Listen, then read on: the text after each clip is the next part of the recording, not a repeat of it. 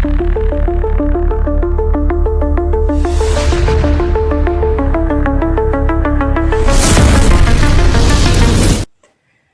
हिंद। आज हम लोग सोल्व करेंगे एक्सरसाइज 4.1 के प्रश्न संख्या 3 का सभी प्रश्न। देखिए ध्यान से, प्रश्न संख्या 3 का 1 नंबर में प्रश्न क्या दिया गया है कि जॉन और जीवंती दो लड़के हैं, उन दोनों के पास कुछ कंचे हैं। जब उन दोनों के कंचा को मिला दिया गया तो 45 हो जाता है। और उसके बाद प्रश्न क्या लिखा हुआ है आपके पास कि दोनों 5-5 कंचे खो देते हैं, और खो देने के बाद अब जो उसके पास कंचा बचता है तो उन दोनों की कंचा को जब गुना कर दिया जाता है ना तो उसको गुणनफल हो जाता है 124।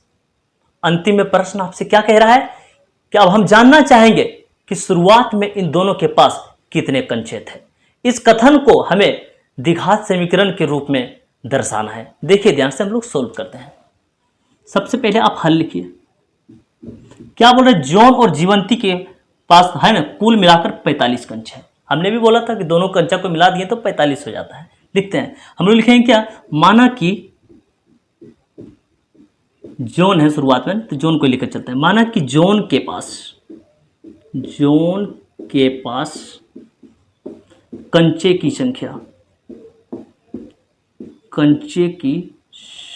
संख्या बराबर x। ठीक है, अब जीवंती के बारे में लिखते हैं। जीवंती टोटल कंचे कितना हो गया दोनों के पास मिलाकर 45। जब हमने जॉन को x बोल दिया है तो जीवंती कितना बचेगा टोटल में से, टोटल कितना है 45। टोटल में से किसको घटा देना है, जॉन वाले को। ठीक है, जॉन को हमने क्या माना x, इसलिए x को यहां पर माइनस कर देना है टोटल से। ठीक है, अब प्रश्न हमने अभी काम कहां तक है, यहां पर 45 कंचे हैं। अब क्या लिखते हैं कि दोनों 5-5 कंचे खो देते हैं। ठीक है, अब लिखते हैं कंचे की नई संख्या।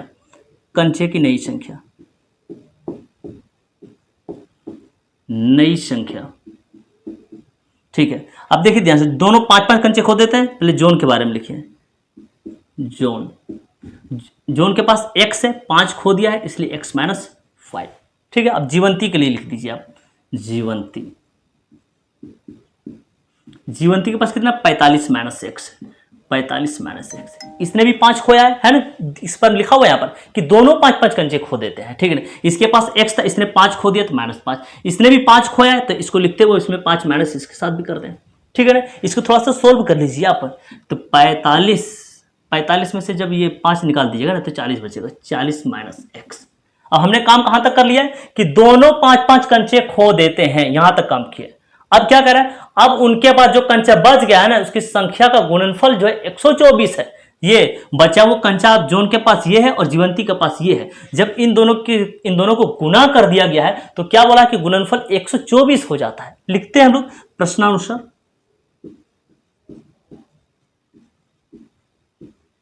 गुना करते हैं x minus 5 into 40 minus x बराबर कितना हो जाता है 124। लिखिए 124। अब इसको सोल्व करते हैं। देखिए ध्यान से, x जाएगा इन दोनों के पास गुना होने के लिए। ठीक है ना, x इंटू 40 तो ये हो जाएगा 40x। अगर इस प्रकार से लोचा लग रहा है तो इस x को निकाल दीजिए सामने वाले को। ठीक है ना, इस सामने वाले x को निकाल दिए हैं। अब ये बॉक्स इसके पास सेट कर दीजिए। 40 माइनस x निकाले हैं, इसके पास माइनस का 5 बचा हुआ है। अब माइनस का 5 निकालिए, इस बॉक्स को दोबारा इसके पास भी सेट कीजिए। 40 माइनस x बराबर में है 124। ठीक है, समझ रहे, ध्यान से देखिएगा आप। x इंटू 40 तो 40x हो जाएगा ये, minus x into x square हो जाएगा ये, माइनस इसको गुना कर लिए। 5 चौक 20 और एक जीरो लगा दीजिए बोला, 5 चौक 20 और एक जीरो लगा दिया। ठीक है, ये बोला 5 चौक 20 एक जीरो लगा दिया, 200 हो गया। ठीक है, देखिए ध्यान से, डब्बा के बाहर माइनस है तो ये चिन्ह बदल जाएगा, माइनस में है तो प्लस में लिखिए। 5 इंटू एक्स 5x बराबर उधर लिखा हुआ है 124। ठीक है ना, आगे बढ़ते हैं। ध्यान से देखिए आप, इधर हम लोग जीरो कर लेते हैं और सबको उठाकर हम उधर ले जाते हैं बराबर के उधर। जब ये माइनस का एक्स स्क्वायर उठा के उधर ले जाएंगे तो प्लस का एक्स स्क्वायर। हमें द्विघात समीकरण के रूप में इसको दर्शाना है, इसलिए पहले हम कोशिश क्या करेंगे, एक्स स्क्वायर वाला को उठाएंगे। माइनस का एक्स स्क्वायर है, बराबर के उठ के इधर गए तो प्लस का एक्स स्क्वायर। ठीक है ना, उसके बाद एक्स वाला को उठाइए। एक्स वाला का हिसाब पहले कर लीजिए, प्लस का 40x प्लस का 5x प्लस का 45x उठ के उधर गया तो माइनस का 45x। माइनस का 45x। देख लीजिए कुछ छूट रहा है क्या, एक्स स्क्वायर को हमने उठा लिया है, ये एक्स का एक्स से हिसाब करके उसको भी उठा लिया हम लोग, माइनस का 200 छूट रहा है ना, जिसको भी उठा के जब उधर कर देंगे तो प्लस का 200 हो जाएगा, प्लस का 200। और पहले से उधर कौन सा नंबर पड़ा हुआ था, ये प्लस का 124। चलिए इसके साथ में लिख दीजिए प्लस का 124। अब इसको हिसाब करते हुए और सीधा करके री लिखेंगे, ठीक है ना। एक्स स्क्वायर है तो पहले एक्स स्क्वायर लिखेंगे, माइनस का 45x माइनस का 45x लिखेंगे। अब इसको ध्यान से दिए, प्लस का 200 है और प्लस का 124 बनेगा कितना, ये प्लस का 324। लिख दिए इसको प्लस का 324 बराबर 0, ठीक है ना। सीधा कर लेते, हिसाब करते हुए इसको सीधा भी कर रहे हैं तो सीधा करते हुए इसको दर्शा दिए। आप देख पा रहे हैं ये द्विघात समीकरण रूप है ना, धारण कर चुका है। अब इसमें हमें क्या लिख लेना है, जहां x कंचों की संख्या है, ठीक है ना। हम लोग यहाँ पे लिख देंगे जहां x कंचे की संख्या है, आपको आंसर की जगह पर ये मिलाना है, ठीक ना। ये द्विघात समीकरण जो मेरे पास आया हुआ है आंसर यही लिखा हुआ है नहीं है, ठीक है। अगला प्रश्न सॉल्व करते हैं, देखिए ध्यान से 3 नंबर का 2 नंबर प्रश्न आपके पास क्या लिखा हुआ है। एक दुकानदार 80 रुपया में कुछ किताबें खरीदता है, मालूम नहीं कि 80 रुपये में उसने कितना किताबें खरीदा है, क्योंकि आपके प्रश्न में क्या लिख दिया है कि कुछ किताबें खरीदता है। और आगे क्या लिखा हुआ है, यदि किताब का दाम 1 रुपया कम होता तो वह उसी 80 रुपया में 4 किताब अधिक खरीद लिया होता। यही प्रश्न आपके पास लिखा हुआ है। देखिए ध्यान से कैसे सॉल्व करते हैं। सबसे पहले आप हल लिखिए, है ना। लिखते हैं, माना कि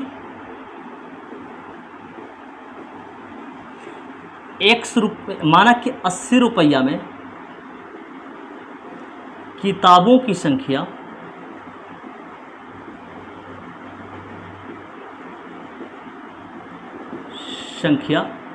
x, क्योंकि आपके पास जो लिखा हुआ है एक दुकानदार 80 रुपया में कुछ किताबें खरीदता है, कितना किताब ये तो मालूम नहीं है, इसलिए हमने क्या बोल दिया कि 80 रुपया में उसने x किताब खरीदा है। ये बातें हमने बोल दिया, ठीक है ना। अब ये भी बोल सकते हैं, जब हमने बोला कि 80 रुपया में x किताब खरीदे हैं तो हम लोग ये भी तो बोल सकते हैं x किताबों की कीमत 80 रुपया है, ये बात बोल सकते हैं ना। यही लिखते हैं तुरंत, x किताबों की कीमत 80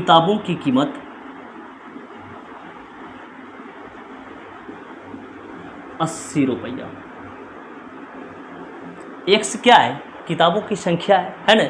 x किताबों की संख्या है, x किताब को खरीदने में इसने 80 रुपया लगाया है ना। यही बात हमने लिखा कि x किताबों की कीमत 80 रुपया है। जब हम एक किताब खरीदेंगे तो उसका कीमत क्या होगा, एक किताब की कीमत कितना हो जाएगा, 80 बट्टा में कौन आ जाएगा, x आ जाएगा, ठीक है। 80 बट्टा x रुपया,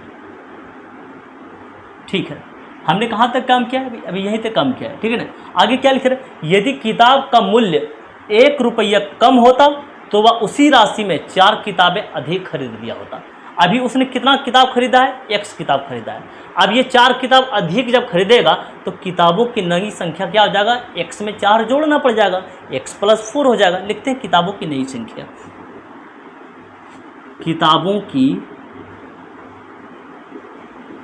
नई संख्या। पहले तो उसने x किताबें खरीद रहा है, 4 किताबें और खरीदा है तो प्लस का 4 कर दीजिए। किताबों की नई संख्या क्या हो गया, x + 4। क्या बोला कि यदि किताब का मूल्य 1 रुपया कम होता तो वह उसी 80 रुपये में 4 किताब अधिक खरीद लिया होता। मतलब x + 4 किताब खरीद रहा है तब भी उसके पास 80 रुपया लग रहा है, क्योंकि किताब का कीमत 1 रुपया कम करने के लिए कहा गया है, ठीक है ना। आगे सोल्व करते हैं, क्या लिखेंगे, x जब इसके पास लिखे x किताबों की कीमत 80 रुपया तो इसके पास जब किताबों की संख्या क्या होगी, x + 4, तो इसका भी तो दाम उतना ही हो जाएगा, है ना। क्या बोला कि उसी 80 रुपया में 4 किताब अधिक खरीद लिया होता, तो हम लोग क्या बोलेंगे, x + 4 किताबों की कीमत 80 रुपया, सेम हो जाएगा, है ना। लिखते हैं x + 4 किताबों की कीमत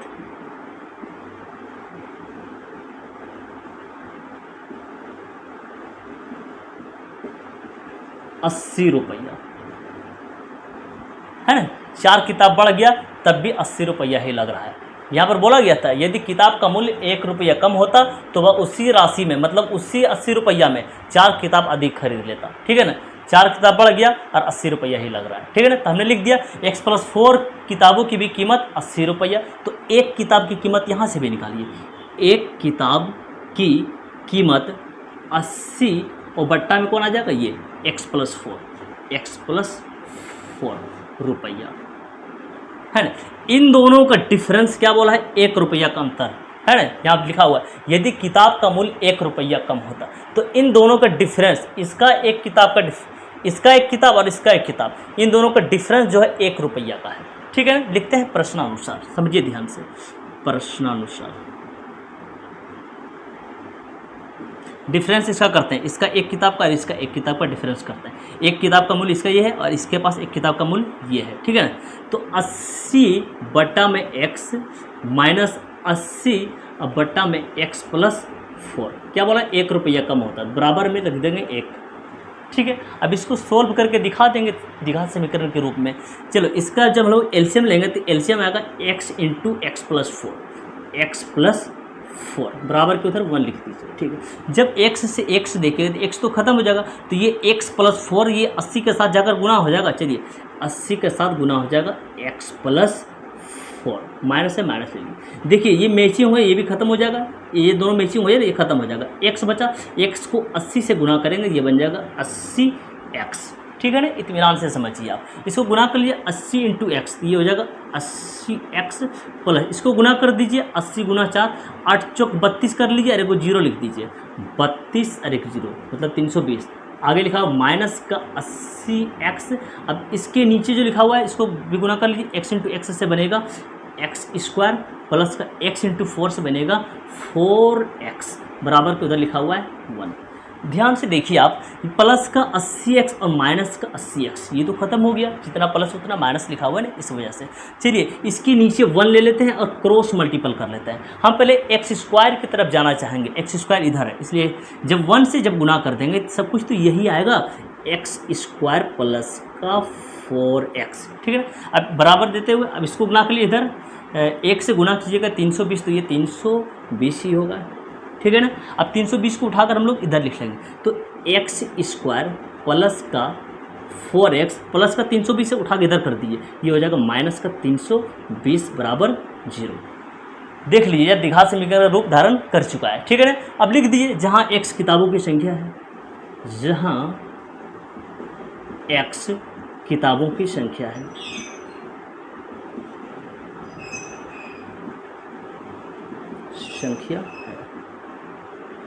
ठीक है।